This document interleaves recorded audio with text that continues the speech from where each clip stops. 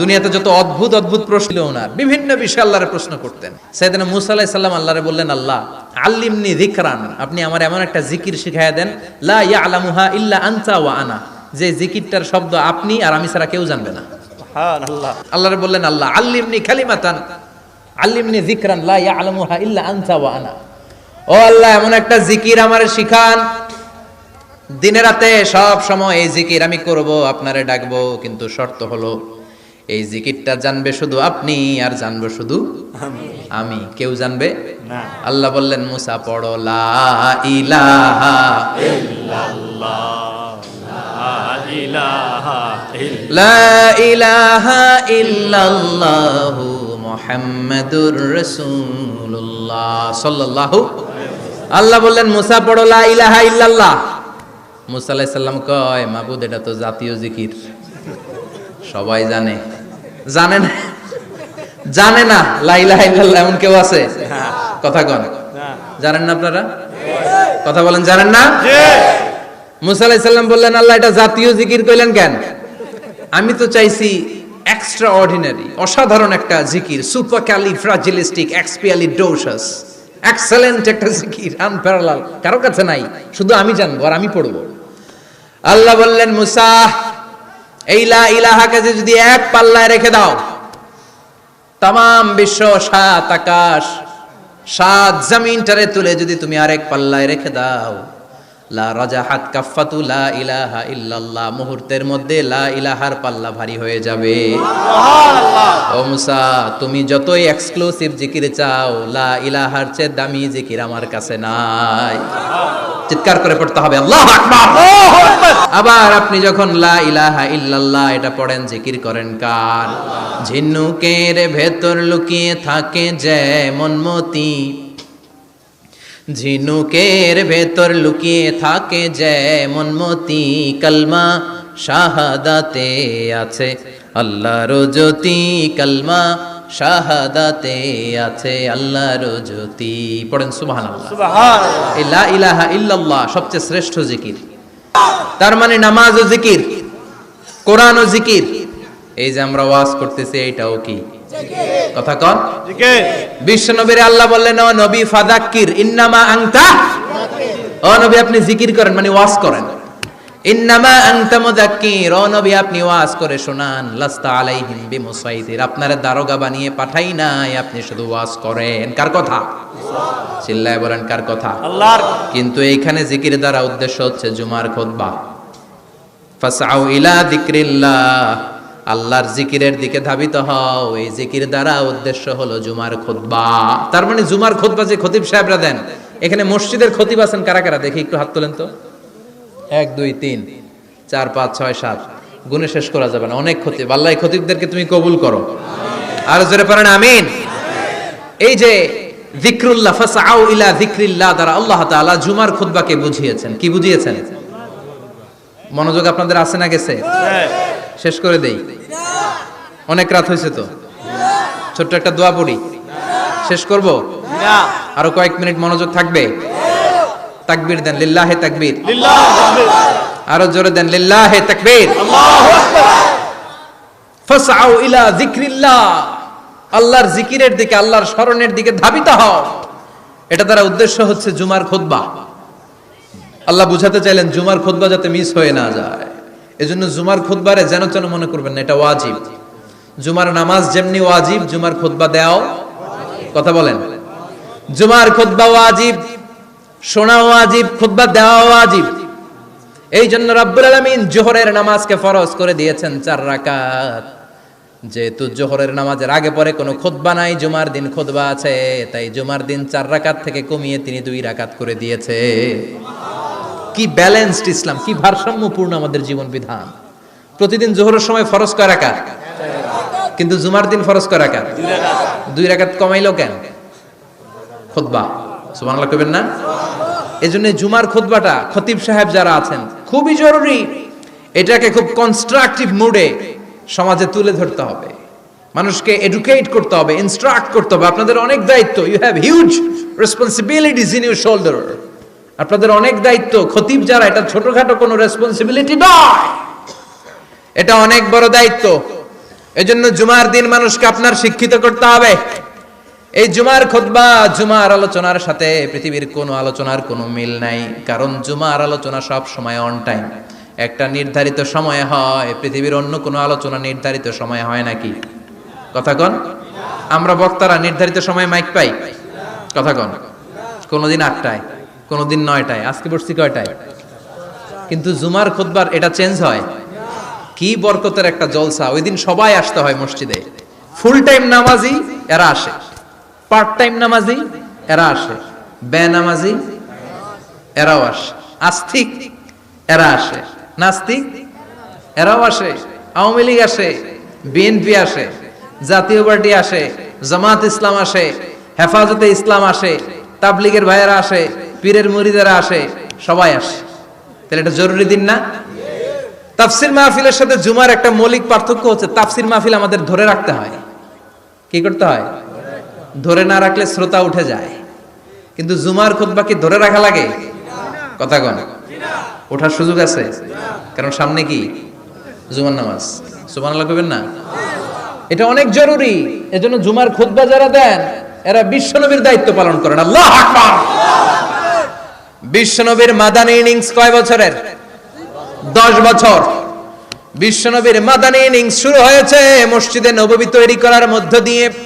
বিশ্বনবী মসজিদে নববী তৈরি করার পর মসজিদে নববীর খতিব হিসেবে দায়িত্ব নিলেন। সুবহানাল্লাহ।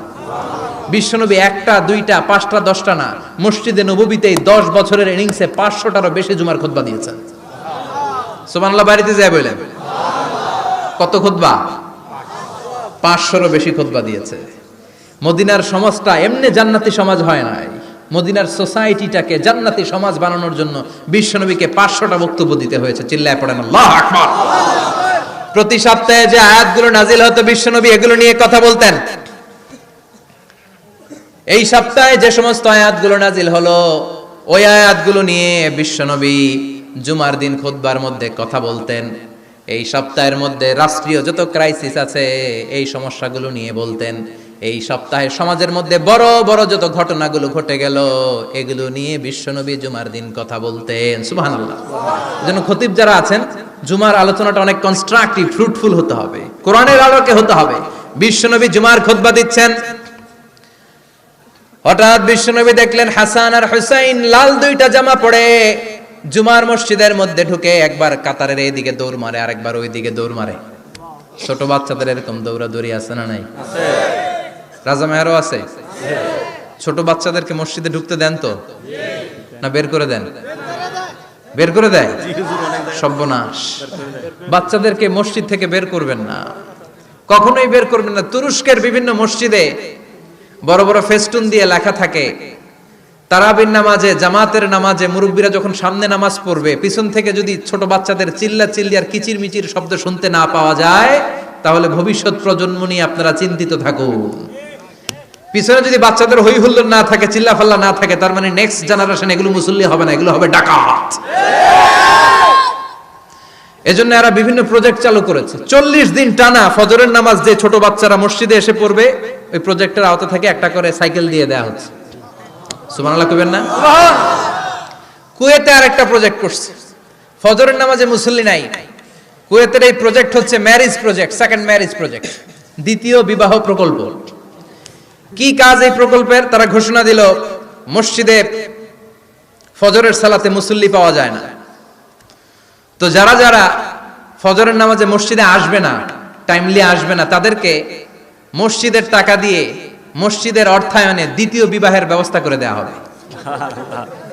এই ঘোষণা দেওয়ার পর থেকে ওই এলাকার কোনো মহিলার তাহাজ্জুদ মিস হয় না। ফজর তো অনেক দূরে, তাহাজ্জুদের সময় থেকে হাজবেন্ডের ডাকা শুরু করে মসজিদে যাও, তাড়াতাড়ি তাড়াতাড়ি কোথায় যাও, কারণ মসজিদে না গেলে দ্বিতীয় বিয়ে আছে না নাই? সুবহানাল্লাহ কইবেন না? অটে প্রজেক্ট, অটে প্রজেক্ট, কত চমৎকার প্রজেক্ট। এই প্রজেক্টগুলো নেওয়ার দরকার আছে না নাই? এজন্য ছোট বাচ্চাদেরকে মসজিদ থেকে তাড়িয়ে দেওয়া যাবে না, এদেরকেও নিয়ে যান। এরা হাসতে খেলতে চলতে ফিরতে, আমি বাইরের যত জায়গায় তারাবি পড়েছি, অনেক দেশে তারাবি পড়েছি রমাদানে, ছোট বাচ্চারা পিছনে অনেক কিচির মিচির করে, হঠাৎ অ্যানাউন্সমেন্ট দেয় বাবা মারা ছেলে মেয়েদেরকে শান্ত করেন, কিছুক্ষণ শান্ত, 2 রাকাত পরে আবার চিল্লাচিল্লি, আছে না নাই? তো ওরা যদি না চিল্লায়, ওরা যদি লাফালাফি না করে, লাফালাফি কি 80 বছরের মুরব্বী করবে? কথা কয় না। মুরব্বী লাফালাফি করলে এটা মানাবে? ছোট বাচ্চারা লাফালাফি করবে, একজন আরেকজনের কামড় দিবে, কাঁচের গ্লাস ভাঙবে, এটাই পৃথিবীর সৌন্দর্য। চিল্লায় বলেন ঠিক কিনা? চিল্লায় বলেন কয়টা? আবার বিশ্বনবী জুমার খুতবা দিতে দাঁড়ালেন। এক সাহাবী এসে বসে বলল, বিশ্বনবী বললেন কুম, দাঁড়াও। 2 রাকাত পড়ছো? সাহাবী কয় না, পড়ি নাই। বিশ্বনবী বললেন ইরকা রাকাতাইন, 2 রাকাত পড়ো। সাহাবী 2 রাকাত পড়া শুরু করলেন, বিশ্বনবী আবার খুতবা দেওয়া শুরু করলেন। খুতবার নিরবিচ্ছিন্নতাকে ভঙ্গ করে বিশ্বনবী তাকে দাঁড়াতে বললেন, 2 রাকাত নামাজ পড়তে বললেন। তার মানে খতিব সাহেব মন গড়া শুধু খুতবা দিয়ে যায় না, ডানে বায়ে কোথায় কি হচ্ছে সবকিছু নজরে রেখে, কন্ট্রোলে রেখে, সামাজিক সব সমস্যার কথাগুলো তুলে ধরে অসামাজিক কার্যকলাপের বিরুদ্ধে হুঙ্কার দিয়ে জুমার প্ল্যাটফর্মটাকে শক্তিশালী করাই হচ্ছে একজনের খতিবের দায়িত্ব। চিল্লায় কোন ঠিক কিনা? এই কাজই করেছেন বিশ্বনবী 500টা খুতবায়। আবার বিশ্বনবী দাঁড়িয়ে খুতবা দিচ্ছেন, এক সাহাবী এসে বলেন, নবী মদিনার মধ্যে পানি নাই, অনাবৃষ্টি, দুর্ভিক্ষ, আপনি একটু দোয়া করেন যাতে বৃষ্টি হয়। কিসের দোয়া? বিশ্বনবী জুমার খুতবা থামিয়ে দিলেন, খুতবা দিচ্ছিলেন, খুতবা থামিয়ে দোয়া করলেন, আল্লাহুম্মা আসকিনা, আল্লাহুম্মা আসকিনা ইয়া গাউস আগিসনা, আল্লাহুম্মা আসকিনা গাইসান মুগীসান মারিআন মুরিআন নাফিআন গায়রা দার আজিলান গায়রা আজিল। আল্লাহ আপনি আমাদের সাহায্য করেন, আপনি রহমত করেন, বরকত দেন, আপনি মদিনার বুকে বৃষ্টি দেন, তাড়াতাড়ি দেন, দেরি করেন না। সুবহানাল্লাহ।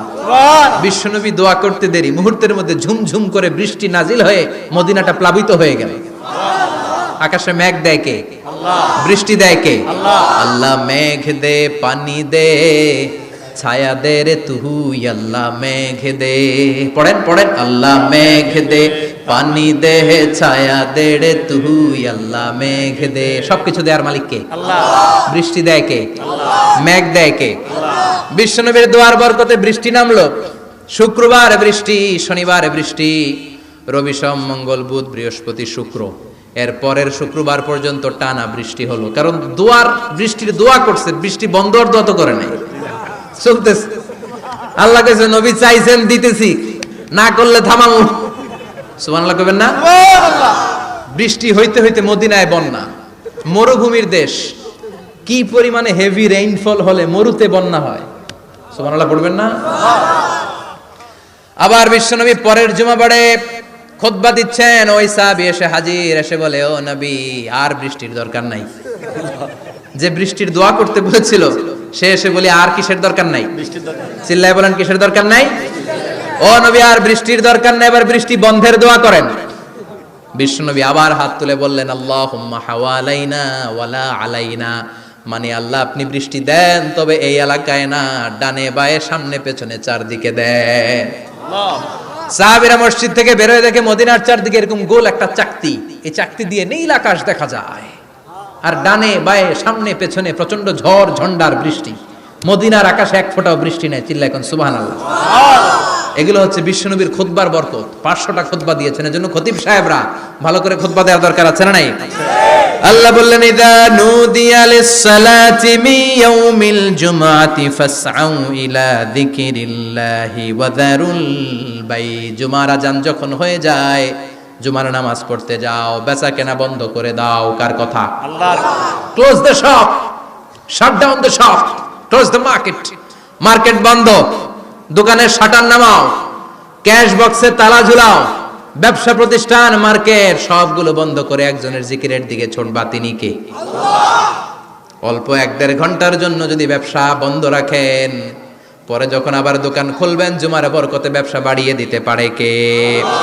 এরপর আল্লাহ বললেন, ফাইদা কুদিয়াতিস সালাতু ফান্তাশিরু ফিল আরদি ওয়াবতাগু মিন ফাদলিল্লাহ ওয়াযকুরুল্লাহা কাসীরান লাআল্লাকুম তুফলিহুন। যখন নামাজ শেষ হয়ে যায়, ফাইদা কুদিয়াতিস সালাতু ফান্তাশিরু ফিল আরদ, জুমার নামাজ যখন শেষ হয়ে যায়, জামাতের নামাজগুলো যখন শেষ হয়ে যায়, ফান্তাশিরু ফিল আরদ, জমিনে ছড়িয়ে যাও, ওয়াবতাগু মিন ফাদলিল্লাহ, আল্লাহর কাছ থেকে ফদল তালাশ করো, মানে রিজিক তালাশ করো। কার কথা? আল্লাহ। নামাজ শেষ মসজিদে থাকবেন? কই যাবেন? কথা কন, জোরে কন। নামাজের সময় ঢুকবেন কই? নামাজ শেষে যাইবেন কই? আবার বলেন আজান হলে ঢুকবেন কই? আজান শেষ, নামাজ শেষ, যাবেন কই? কুদিয়াতিস সালাহ ফান্তাশিরু ফিল আরদ। এটা হচ্ছে ইসলামের বিধান। মসজিদে গোল হয়ে বসে থাকার কোনো বিধান নাই। শুধু মুরব্বী যারা, কাজ নাই, ফ্যামিলিরে দেওয়ার কিছু নাই, অবসর সময়, অঢেল সময় মসজিদে বসে তেলাওয়াত করেন, জিকির করেন, সমস্যা নাই। কিন্তু যুবক যারা, নামাজের পরে সমাজকে উপহার দিবা, রাষ্ট্রকে অনেক কিছু উপহার দেওয়ার আছে, তোমার ফ্যামিলির প্রতি অনেক দায়িত্ব আছে, কর্মক্ষম কেউ নামাজের পরে মসজিদে অলস সময় কাটানো যাবে না। বিধানটা কার? ওমর ফারুক মসজিদে নববীর ইমাম, জোহরের নামাজের ইমামতি করলেন, বের হয়ে আসলেন, দেখেন মসজিদের বারান্দায় ইয়ামান থেকে আসা কিছু লোক গোল হয়ে বসে বসে জিকির করে। কি করে? মনোযোগ নাই। কি করে? জিকির করে। উনি চলে গেলেন, আসরের সময় আবার ইমামতিতে আসলেন, আসরের সালাত পড়িয়ে চলে যাচ্ছেন, আবার দেখে গোল হয়ে জিকির করে ওই দল। মাগরিবের নামাজে ইমামতি করলেন, চলে যাওয়ার সময় দেখে সবাই যায়, এরা যায় না, গোল হয়ে বসে বসে জিকির করে আর তাসবিহ পড়ে। এবার ওমরে ফারুক বললেন, আসসালামু আলাইকুম। সবাই বলে ওয়ালাইকুম আসসালাম। মান আনতুম? তোমরা কারা? কয় নাহনু আল মুতাওয়াক্কিলুনা আলাল্লাহ, আমরা আল্লাহর উপর তাওয়াক্কুল করছি। তো তাওয়াক্কুল করে যে বসে আছো, তোমাদের ফ্যামিলি নাই, ছেলে মেয়ে নাই, দায় দায়িত্ব নাই, সমাজকে উপহার দেওয়ার মতো কিছু নাই, আর তোমরা যে বসে আছো তিনটা বেলা খাইলা কোত্থেকে? না রোজাদার। ইয়ামানি লোকগুলো বলে না রোজা রাখি নাই, খাইছি। ওমর বলল বড় আল্লাহর ওলি খানা করতে আইছে। আমাদের জিকির আর বুজুর্গি দেখে আশেপাশের লোকজন খানা দিয়া গেছে। ওমরে ফারুক বলে তাইলে তো তোমরা মিথ্যাবাদী, তোমরা মুতাওয়াক্কিলুনা আলাল্লাহ নও, তোমরা আল্লাহর উপর তাওয়াক্কুল করনি, তোমরা হচ্ছে আল মুতাওয়াক্কিলুনা বা'দুকুম বা'দা, একে অপরের উপর নির্ভরশীল। যারা খানা দিয়ে যায় এদের উপর তোমরা নির্ভরশীল। তোমরা জিকির করার তাকায় থাকো, বাটি আসে কোন দিক দিয়া? খাবারের প্লেট আসে কোন দিক দিয়া? জোরে কোন, ঠিক কিনা? আল্লাহর উপর তাওয়াক্কুল এটা নয়। আনতুমুল মুতাওয়াক্কিলুন বা'দুকুম বা'দা। এখনই মসজিদ থেকে বের হয়ে যাও। এরপরে কোনদিন নামাজের পর গোল হয়ে বসে থাকতে দেখলে পিটায়া মসজিদ থেকে তাড়াবো। এটা হচ্ছে ইসলামের বিধান। চিল্লা এখন ঠিক কিনা? ফান্তাশিরু ফিল আরদ। নামাজের পরে কৃষক চলে যাবে মাঠে, ব্যবসায়ী চলে যাবে শপিং মলে,